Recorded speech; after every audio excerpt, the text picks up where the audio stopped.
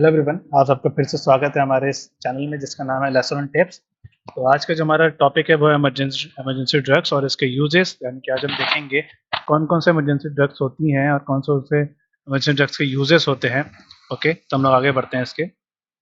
तो emergency drugs basically ऐसी medicine, ऐसे ड्रग्स जो कि हम यूज़ करते हैं किसी भी क्रिटिकल सिचुएशंस के लिए, किसी भी लाइफ थ्रेटनिंग कंडीशन, यानी कि ऐसे कंडीशन जो बिल्कुल ही लाइफ थ्रेटनिंग हो गई है, बहुत ज़्यादा डेंजर वाली सिचुएशन हो गई है, बहुत ज़्यादा फैटल कंडीशन हो गई है, तो उस हालात में हम क्या करते हैं, पेशेंट को जल्दी ठीक करने के लिए या फिर पेशेंट को उस लाइफ थ्रेटनिंग कंडीशन से या फैटल कंडीशन में या फिर डेंजर सिचुएशन से निकालने के लिए हम क्या करते हैं, इमरजेंसी ड्रग्स देते हैं।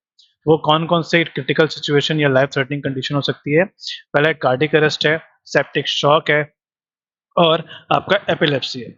सेप्टिक शॉक मतलब होता है कोई भी सीवियर इन्फेक्शन की वजह से जब भी हमारा जो ब्लड प्रेशर बिल्कुल लो हो जाता है, यानी कि 6 टू 60, 50, 40 जब हो जाता है, बिल्कुल लो हो जाता है किसी भी सीवियर इन्फेक्शन की वजह से, उसको कहते हैं सेप्टिक शॉक। एपिलेप्सी मतलब होता है किसी भी क्या कहते हैं, किसी भी पेशेंट को सीजर आना या दौरे आना है, तो उसको कहते हैं एपिलेप्सी। और या फिर कह सकते हैं इन कंडीशंस की वजह से हम जो भी इमरजेंसी ड्रग्स देते हैं या फेटल कंडीशन में हम इमरजेंसी ड्रग्स देते हैं।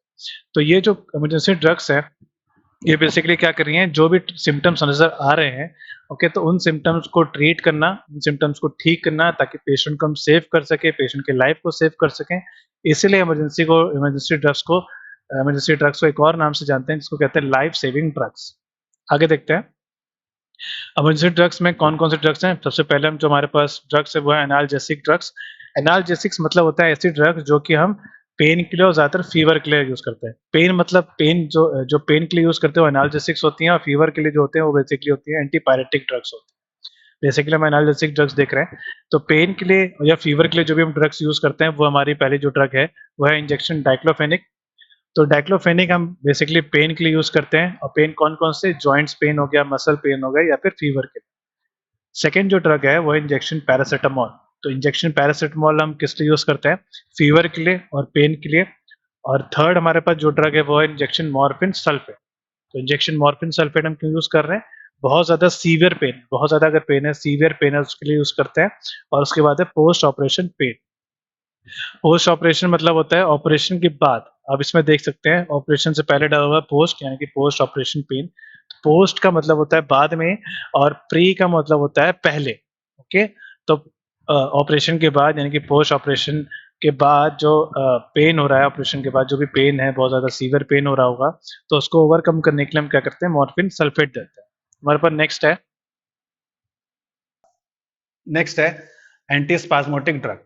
ओके, ये जो एंटी स्पाज्मोटिक ड्रग्स है ये हमेशा यूज करते हैं एब्डोमिनल पेन के लिए, या फिर अगर किडनी स्टोन का जो पेन होता है, अगर किडनी में कोई स्टोन है उसकी वजह से जो पेन हो रहा है, उसके लिए हम ड्रग्स यूज करते हैं। पहला है डीसाइक्लोमाइन, ओके, फिर उसके बाद डोटावेरिन HCl और हायोसिन इंजेक्शन।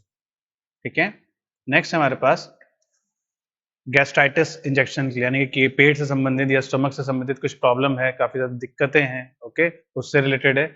और गैस्ट्राइटिस इंजेक्शन जो बेसिकली यूज करते हैं हम, अगर कोई भी गैस फॉर्मेशन होता है, एसिडिक फॉर्मेशन होता है, एसिडिटी बनती है, तो उसको रोकने के लिए जो इंजेक्शन देते हैं हम, उसको कहते हैं गैस्ट्राइटिक इंजेक्शन।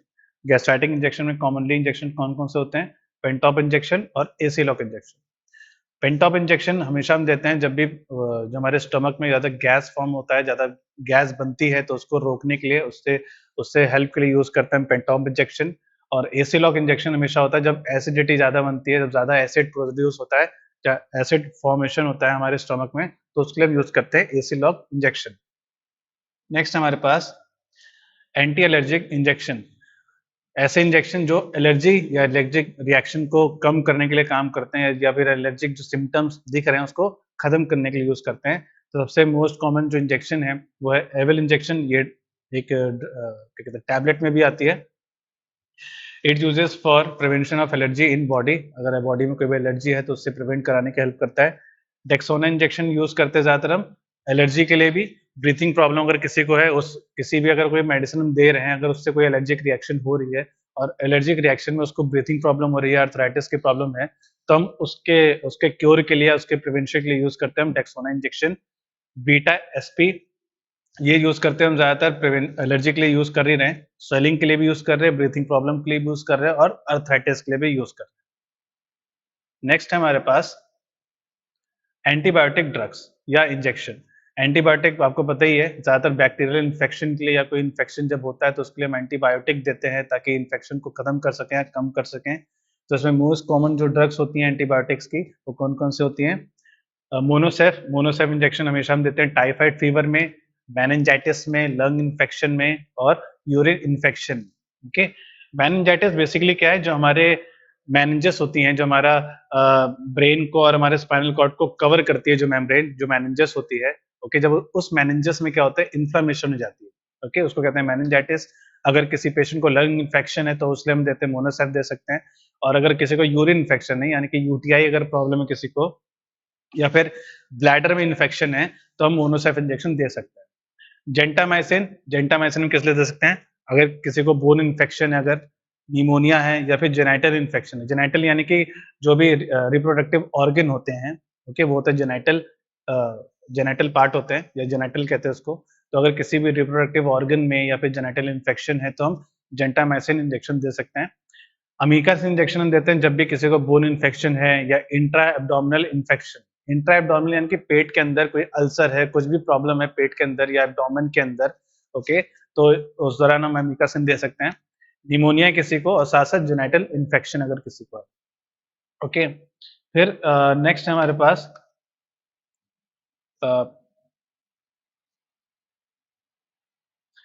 पास टैक्सिम इंजेक्शन। सबसे मोस्ट कॉमन है टैक्सिम इंजेक्शन।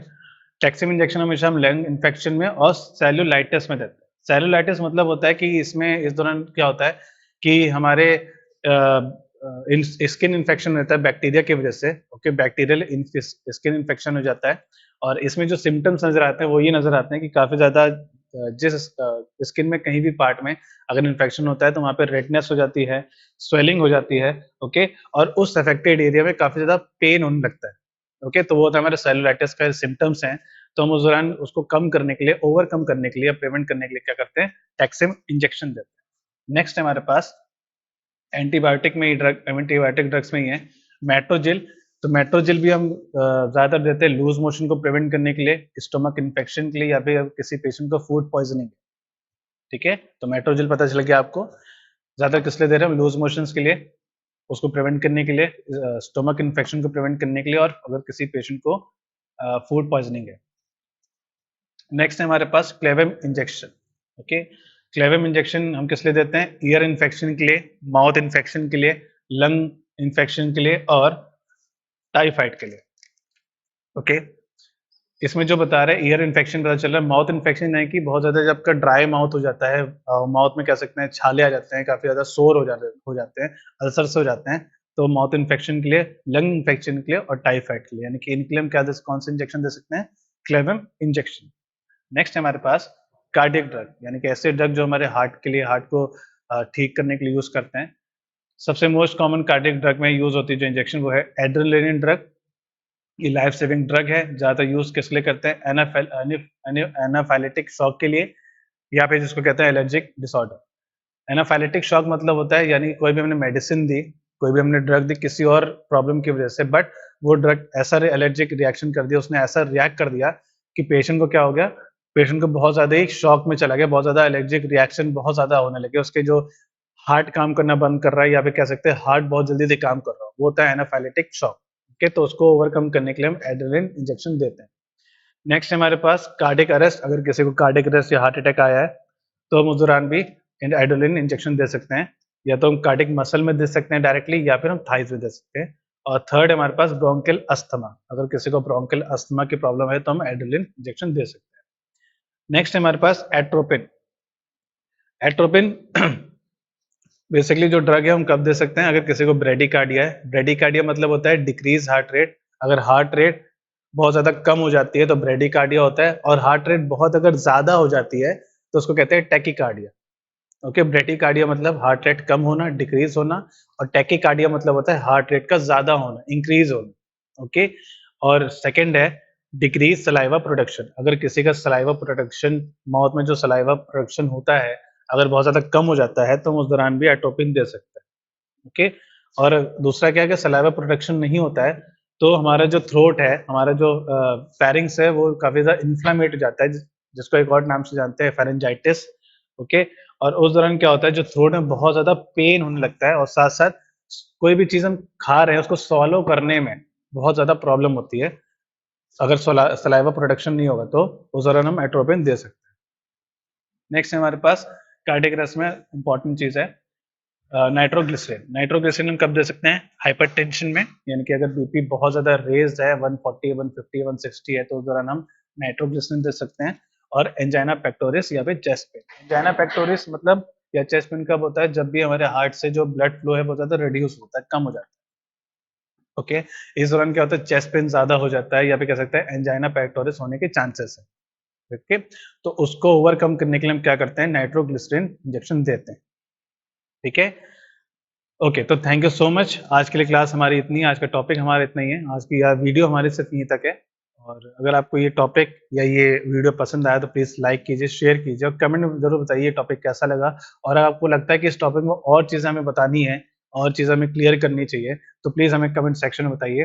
बाकी हम लोग मिलते हैं नेक्स्ट वीडियो में। Thank you so much.